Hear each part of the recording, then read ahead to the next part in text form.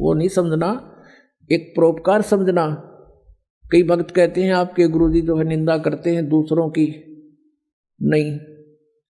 जैसे एक बार किसी ने 500 के नोट नकली छाप लिए और वो ठग रहा था जनता को, सरकार को पता चला और ओरिजिनल और डुप्लीकेट दोनों साथ साथ दिखाए थे कि ये ओरिजिनल है, इसमें ये लक्षण है, ये डुप्लीकेट है। अगर ऐसा हो तो उसको ग्रहण ना करना, वो नकली है।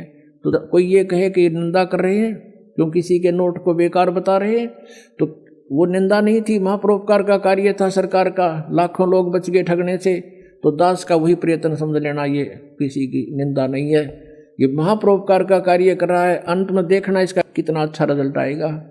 रोया करेंगे वो प्राणी जो ऐसे नकली लोगों के अपना जीवन व्यर्थ कर रहे थे, रोया करेंगे उनको और धिक्कारा करेंगे उन नकलियों को, तुमने अपना जीवन खोया, हमारा भी खो दिया।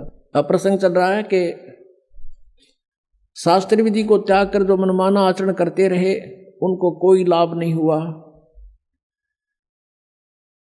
अब किसी भी संत को देख लीजिए, फिर 12 वर्ष तो नानक साहब जी ने इधर उधर जा करके प्रचार किया प्रभु का तत्व ज्ञान का। फिर 16 वर्ष तक अपने घर पर रहकर खेती की, जैसा भी वो कर सकते थे उसमें, और अपनी भक्ति भी की। कोई उनके पास आ जाता था, उनको तत्व ज्ञान समझाते थे, लेकिन सतनाम नहीं दिया किसी को। अपने आत्माओं कई कारण होते हैं। कई भक्त ये भी सोच बैठेंगे कि भाई नानक साहब जी ने फिर नाम नहीं दिया तो उनके साथ जो अनुयायी बने हैं, सिख समाज बना है, तो उनका तो जीवन व्यर्थ हो गया। उनका जीवन व्यर्थ नहीं हुआ। कारण क्या था? जैसे उन्होंने एक ऐसी विधि बता दी, पुण्यात्माओं, हम कोई एक दिन के जन्मे नहीं हैं, हम कोई एक जन्म में ही, इसी जन्म में हम ये दुख या कष्ट नहीं भोग रहे हैं, असंख्य जन्मों से हम कष्ट उठाते हुए आ रहे हैं, असंख्य जन्मों से। और जब तक ये ट्रीटमेंट पूरा नहीं मिलेगा, हमारा रोग नहीं कटे जन्म और मरण का। आज से 600 वर्ष पहले, 550 वर्ष पहले नानक देव जी को परमात्मा मिले थे। उन्होंने फिर उनसे कहा था कि अभी आप इस ज्ञान का प्रचार अवश्य करो, लेकिन ये सतनाम नहीं देना, ना बताना किसी को। तो अब शंका उत्पन्न होती है कि उनके अनुयायियों का फिर जीवन नष्ट हो गया। जैसे उनकी जन्म साखी में, समुद्र की साखी में प्रमाण है, बाला और मर्दाना ये दो भक्त बहुत अच्छे सेवक थे, श्रद्धालु समर्पित थे नानक जी पर। तो आदरणीय नानक साहब जी के साथ ही रहते थे। उनके सतलोक गमन के उपरांत जो द्वितीय सेकंड जो अधिकारी हुए नानक साहब जी के, वो अंगद देव थे। उन्होंने बाला और मर्दाना से पूछा कि आप उनके साथ रहते थे, गुरुजी कैसी क्रियाएं करते थे, कैसे रहते थे, वो सब कथाएं सुनाई।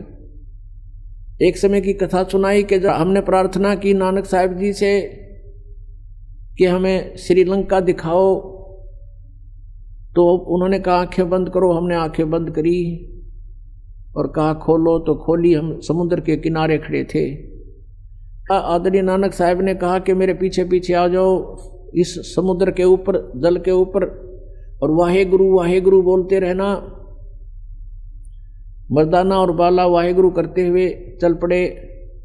जब मर्दाना ने देखा कि गुरुजी तो ओम सोहम का जाप जप रहे हैं बोल बोल के,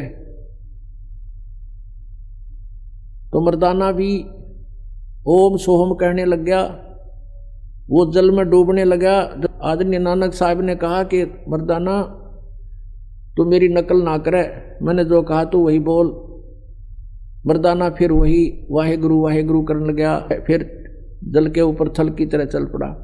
अब ये लीला नानक साहब जी ने क्यों किया? उन्होंने परमात्मा चाहिए था और परमात्मा ही उनको गुरु रूप में मिले थे आकर के। वो कहते हैं जो गुरु वचन पर डट गए कट गए फंद 84 के, गुरु वचन निश्चय कर माने पूरे गुरु की सेवा ठाने।